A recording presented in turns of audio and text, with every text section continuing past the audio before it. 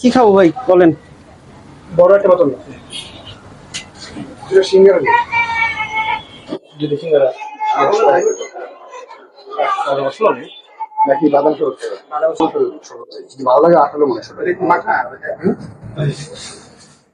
ওইটা খাও, ক্রিম জামটা খাও। না না ওই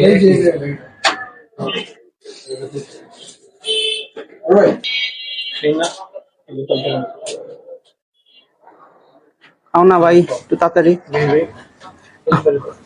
আমরা ওয়েট করতেছি। ভালো ভাঙতি লাগবে না লাবাং নিয়ে গেল কারিগর বুঝছে